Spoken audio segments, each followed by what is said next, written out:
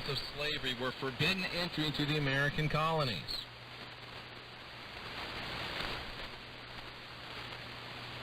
And that's why they were also run out of so many other countries. Because of their usury, because of their slavery. But Washington sold us out for a few shekels prior to Yorktown. Until then, the only toehold that the Flemish had in North America was in Dutch Camp New Amsterdam, a colony that allowed them in because they bought them off with profits from slavery.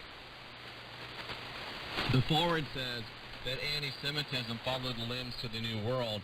The fact is that the LaAms followed us across the Atlantic to the New World. We were trying to get the hell away from them, and they chased us down. They stalked us. We need a restraining order.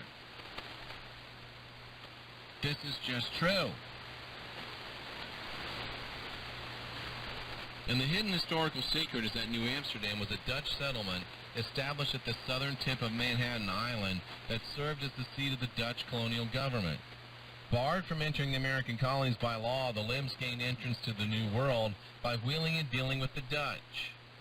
What were they wheeling and dealing in? Predominantly human slavery. The Flemish entrance into the New World was made possible only by their lucrative trade in human flesh. And in an interesting little factoid, New Amsterdam became New York City's downtown. How strange is that?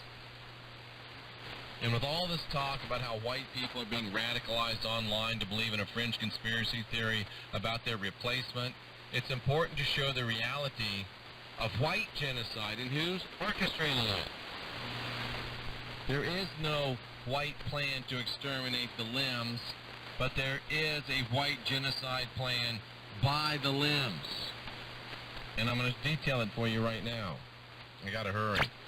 This is a poster that was put up in World War II Germany in response to that book that said, Germany must perish. When you see this symbol, it says, remember. Remember that once the LaAms control the leading positions, they will use inflation to steal the wealth of the German people, which they did, and now, being in the leading positions of government, finance, and media, education, I could go on, they're now using inflation to steal the wealth of white people. They use their control of the economy to brutally and ruthlessly make 7 million Germans unemployed. They're using their control of the economy today to brutally and ruthlessly make how many millions of whites unemployed?